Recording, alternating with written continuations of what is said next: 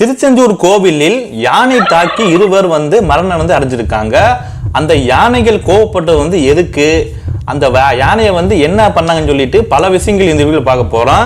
திருச்செந்தூர் சுப்பிரமணிய சுவாமி கோவிலில் யானை தாக்கி 2 பேர் உயிரிழந்த சம்பவம் ஒரு அதிர்ச்சியை ஏற்படுத்தி உள்ளது. யானைக்கு தொடர்பில்லாத நபர் அதன் தும்பிக்கையை தொட்டதால் ஏற்பட்ட விவாதம் நடந்துள்ளது என்று வனத்துறைகள் சில அதிகாரிகள் சொல்றாங்க. யானைகளுக்கு போதிய ஓய்வு கொடுக்காததால் இது போன்ற சம்பவங்கள் ஏற்பட்டதாக சூழலில் ஆர்வலர்கள் கூறுகின்றார்கள். திருச்செந்தூர் கோவிலில் பெண் யானையால் 2 பேர் உயிரிழந்து எதுக்கு, அந்த சம்பவம் இதில் நடந்துள்ளது, யானைகளை பொதுமக்கள் எவ்வாறு பார்க்குறாங்க, கோவில்கள் யானைகள் துன்புறுத்தல் என்ற குற்றச்சாட்டுகளுக்கு ரோபோ யானைகளை முற்றுப்புள்ளி வைக்க முடியுமா, கோவிலில் யானை வளர்க்க கூடாதா, உதவி நீதிமன்றம் சரிங்களா, ஹைகோர்ட்ல உத்தரவு சரி ஆதரவு எதிர்ப்பு எப்படின்னா சொல்றாங்க. கோயில் யானைகள் சித்திரவாதிகளை செய்து கொன்று விட்டுறார்கள், நீலக்கண்ணீர் வடிக்கிறார்கள் என்று பல கொஸ்டின் எப்படின்னா வச்சிருக்காங்க.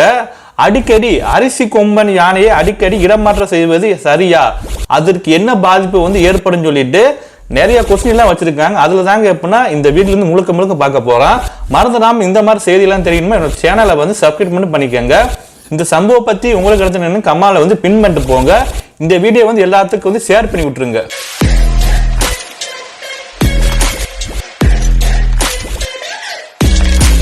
தூத்துக்குடி மாவட்டம் திருச்செந்தூர் சுப்பிரமணிய சுவாமி கோவிலில் தெய்வான்ற என்ற பெண் யானை, தெய்வானா அந்த யானைக்கு பேர் தெய்வான பேர் வச்சிருக்காங்க, பராமரிக்கப்பட்டு வருகின்றது. கோவிலின் ராஜகோபுரம் பகுதியில் யானை தங்குவதற்கான குடில் அமைக்கப்பட்டு உள்ளது. இந்த நிலையில தான் திங்கட்கிழமை அன்று நவம்பர் 18 2024 மதியம் சுமார் 3 மணி அளவில் யானை தங்க வைக்கப்பட்டிருந்த இடத்தில் இருந்து ஒரு சத்தம் கேட்டு உள்ளது. அங்கு கோவிலின் வேலை பார்க்குற ஆளும் சரி நிறைய பேர் எப்படின்னா போய் பார்த்துருக்காங்க. அப்போது யானை பாகன் உதயகுமார், பாகன்னா யாருன்னா அந்த யானையை பாதுகாவலர் சொல்லலாம். இப்போ பொதுவாக யானை கிட்ட நெருங்க அவ்வளோ ஈஸி கிடையாது. மினிமம் ஒரு 6 மாதம் மேலே பழகினாத யானை நம்மள எல்லாம் நம்பும். அந்த யானைங்க பார்த்துக்கிற ஆளுங்க பாகன் எப்படின்னா சொல்றாங்க. அவர் பேர் உதயகுமார், வேறு ஒரு நபரும் படுகாயத்துடன் கீழே விழுந்து கிடந்து உள்ளனர். இருவரும் உடல்களை மீட்டு மருத்துவமனையில் அனுமதிக்கப்பட்ட போது அவர்கள் உயிரிழந்து விட்டதாக மருத்துவர்கள் தெரிவித்து உள்ளனர். 2006ஆம் ஆண்டு தான் முன்னர் கோவிலில் இருந்து பெண் யானை இறந்து போனதால் தக்கராக இருந்த தேவதச சுந்தரம் என்ன தனது செலவில் 2 யானைகள் வாங்கி கொடுத்து உள்ளனர். அதில் ஒன்றுதான் தெய்வான என்ற பெண் யானை. அந்த யானை தாங்க 2 பேரை கொண்டிருக்கா, மரணம் அடைஞ்சிருக்காங்க.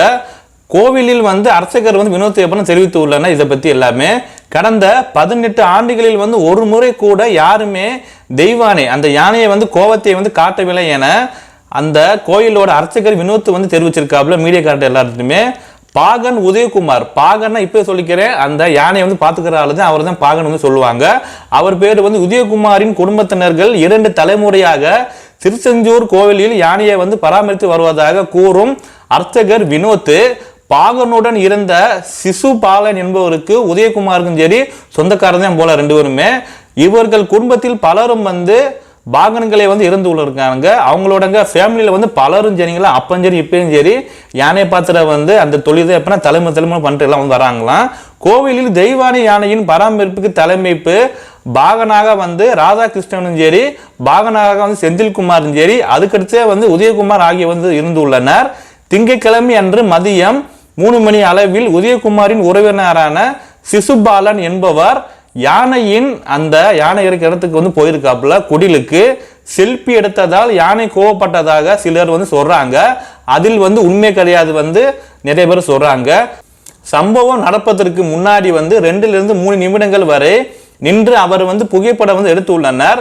அப்போது வரை யானை அவரை ஒண்ணுமே எப்படின்னா செய்யவில்லை என்கிறாப்புல மீடியா கார்ட்ட பேசிய திருச்செந்தூர் வனசகரகர் கவின் என்பவர், யானை தனது பாகங்களையும் சரி மற்றும் அருகில் விடும். பொதுவாக யானை யாரை பக்கத்துல விடும்னா அந்த யானை வளர்க்குறாங்க தெரியுமா பாகன், அவங்களுக்கு மட்டும் எப்படின்னா பக்கத்துல விடுமா. 3வது நபர் தன்னை தொடுவது அது விரும்புவதில்லை. யானையின் தும்பிக்கையை சிசுபாலன் தனது கையால் தட்டியதுதான் ஒரு பிரதானமான காரணமா உள்ளது. இது சிசிடி காட்சி மூலம் தெரிய வந்துள்ளது என்று வனசகர்கள் கவின் தெரிவித்திருக்காப்புல. தொடர்ந்து பேசிய கவின், யானைக்கு 3 பாகன்கள் வந்து உள்ளனர். அந்த யானையை பார்த்துக்கிறதுக்கு வந்து 3 பேர் வந்து இருக்கிறாங்க. திங்கட்கிழமை அன்று ஒருவர் தான் அதன் உடன் வந்து இருந்து உள்ளனர். பொதுவாக யானைக்கு உணவு கொடுக்கும் போது 2 பேர் உடன் வந்து எப்ப இருக்க வேண்டும். ஒருவர் வந்து என்ன ஆச்சுன்னா ஆஸ்பத்திரிக்கெல்லாம் போயிருக்காப்புல. யானைக்கு கொடுக்க வேண்டிய உணவுக்கு வந்து நேரம் வந்து கொஞ்சம் லேட்டா வந்து ஆயிருக்குது, தள்ளி போய் உள்ளது. அதனாலதான் அது கோவப்பட்டதாக இது ஒரு காரணமா இருக்கலாம் என்று சொல்றாரு. கோவிலில் யானை பாகன் உள்பிட்ட 2 இறந்த பிறகுதான் பெண் யானைகளை வந்து அமைதிப்படுத்துவதற்கான நடவடிக்கை வந்து வனத்துறை வந்து ஈடுபட்டு உள்ளது. அதனாலங்க அந்த யானையோட கோவத்தை வந்து குறைக்கிறதுக்கான என்ன பண்ணியிருக்காருன்னா ஷவர்னா என்னன்னா யானையை வந்து குளிப்பாட்டி விடுறது. அப்பதான் கொஞ்சம் மைண்டு சரி கொஞ்சம் ஃப்ரீயா இருக்குமா, கோவத்தை விட்டு கொஞ்சம் கண்ட்ரோல் பண்ணி கொஞ்சம் கூலிங்கா இருக்குமா. ஷவர் கொடுத்தவுடன் யானை சற்று அமைதியா வந்து உள்ளது.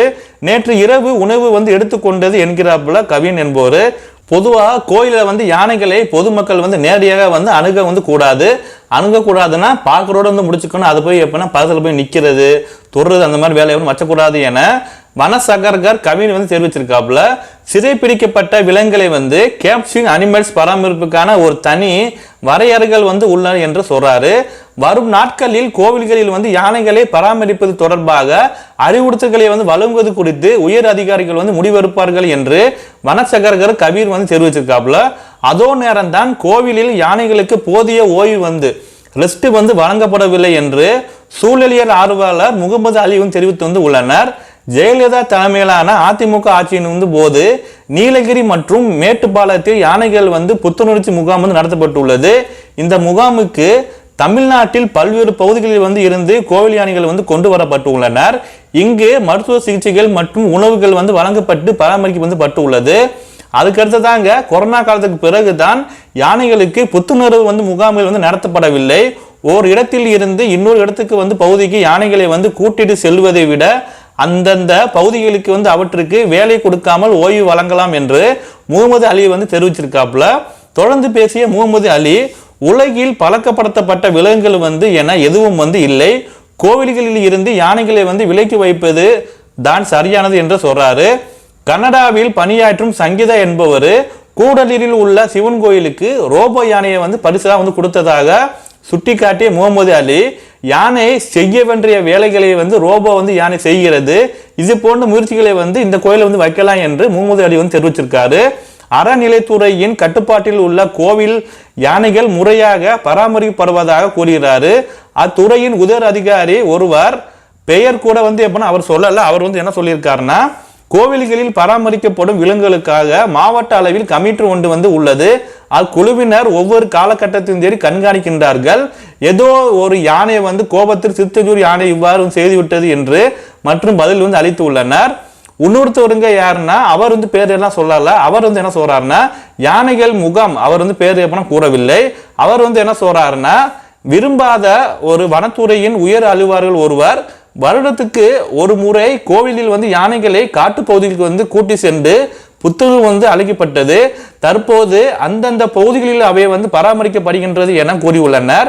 யானைகளுக்கு கோபம் வந்து வருவதற்கு என்ன காரணம்?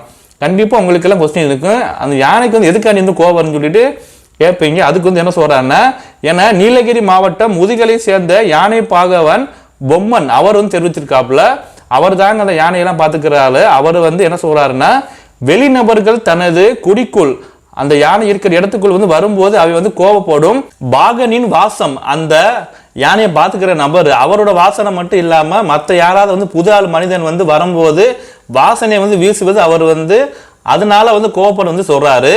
இது போன்ற நேரங்களில் யானை அதுவாகவே சாந்தமடையும் என கூறும் பொம்மன் பாகன் அவரு.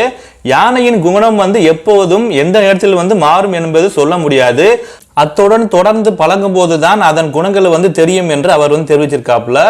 பாகன் பொம்மன் வந்து என்பவர் குறைந்தது 6 மாசங்கள் வந்து யானையோடு இருந்தால் மட்டுமே பாகனை வந்து அது நன்றாக வந்து தெரியும், புரிந்து கொள்ளும். அந்த யானை நமக்கு நன்றாக வந்து சாப்பாடு வந்து தருகிறாப்புல என்பது உணர்ந்து கொள்ளும் போதுதான் பிணைப்பு அதிகமாக வந்து இருந்து சொல்றாப்புல. பிணைப்புனா பாசம், சரிங்களா? மினிமம் வந்து ஒரு 6 மாசம் 6 மாசத்துக்கு தான் எப்படின்னா அந்த யானையை வந்து அந்த நபர் வந்து நம்புமா. அந்த நபர்னா அந்த யானை வந்து பாத்துக்கிறாரு, நமக்கு வந்து சாப்பாடு எல்லாம் தராப்பிலையா, கரெக்டாக தராப்புன்னு சொல்லிட்டு அப்பதான் பாசங்கள் வந்து இன்னும் கொஞ்சம் அதிகமாக வந்து ஆகுமா. இதை வந்து பாகன் பொம்மனும் தெரிவிச்சிருக்காரு. மனிதனும் போலவே யானைக்கும் சில பண்புகள் வந்து உள்ளது. அது சமூக ஒரு விலங்குகள் தாய மற்றும் பெரியப்பா சின்னம்மா குட்டி யானை என்ற அமைப்பை வந்து வாழ்பவை.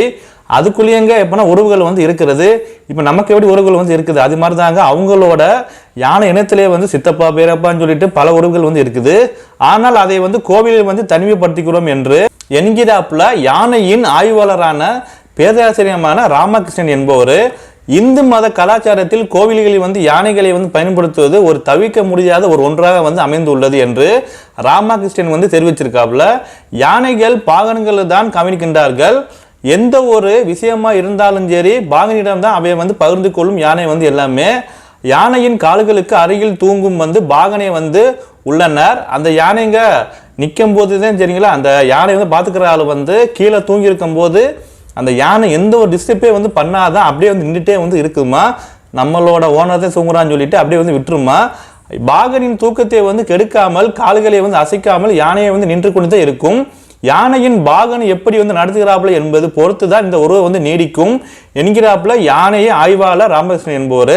பெண் யானை கோவப்படுத்துறதுக்கான அது வந்து நடத்தப்பட்ட விதம் வந்து காரணம் வந்து இருக்கலாம். திருச்செந்தூர் கோவிலில் யானை எந்த அளவுக்கு வந்து மன அழுத்தத்தில் வந்து இருந்தது என்பது ஆய்வு செய்ய வேண்டும் என்கிறாப்புல அவர். தினசரி உணவுக்காக காடுகளில் வந்து 15 முதல் 20 கிலோமீட்டர் வரையிலான நடந்து 150 முதல் 200 கிலோ வரையிலான பசும் தாவரங்களை வந்து உள்ளும் வாழும் யானைகள் கோவிலில் ஒரே இடத்தில் வந்து நிக்க வைக்கிறார்கள் என்று கூறுகிறாப்புல ராமகிருஷ்ணன் என்பவர். இதற்கு மாற்றாக கோவிலில் யானைகளை வந்து தினசரி 2 கிலோமீட்டர் தூரம் வந்து நடக்க வைக்க வேண்டும். உணவாக அரிசி சாதம் மட்டுமே வந்து கொடுக்காமல் கேழ்விறகு, கொள்ளு, கரும்பு, வெல்லம், அரிசி ஆகியவற்றை கொடுக்க வேண்டும். அவற்றுக்கான உணவு முறைகள் வந்து மாற்றம் வர வேண்டும் என்று அவர் வந்து தெரிவித்துள்ளனர். யானைகளுக்கு மன அழுத்தம் ஏற்பட்டால் அது பாகன்களிடம் வந்து வார்த்தைகளை வந்து கட்டுப்படாது. இப்பங்க அந்த யானையை வந்து ஏதாவது ஒரு கோபத்தில் இருந்தாலும் சரி மனசு கஷ்டத்தில் இருந்தாலும் சரி பாகன் அந்த யானையை வந்து பார்த்துக்கிறாரு, அவர் வந்து பேச்சை வந்து கேட்காதான் கீழ்ப்படியை வந்து மறுக்கும். அதை சமாதானப்படுத்துவதற்கான ஒரே வழி வந்து ஓய்வு மட்டும்தான். இதுக்கு தாங்க எப்படின்னா ஒரே வழி வந்து என்னன்னா இந்த யானையை சமாதானம் பண்ணுறதுக்காண்டி ரெஸ்ட் மட்டும்தான் ஒரே வழிதான். நல்ல சூழலில் ஓய்வெடுக்க வைத்தால் 1 மணி நேரத்தில் வந்து யானை வந்து அமைதியாகிவிடும் என்று ராமகிருஷ்ணன் தெரிவிச்சிருக்காப்புல. மனிதனாம் இந்த நியூஸை பற்றி உங்களுக்கு எடுத்து கமால பின் பண்ணிட்டு போங்க. நம்ம நெக்ஸ்ட் வீடியோவில் சந்திக்கலாம், அடுத்த வீடியோ சந்திக்கலாம். தேங்க்யூ ஃபார் வாட்சிங். Love you. ஜெய் ஹிந்த்.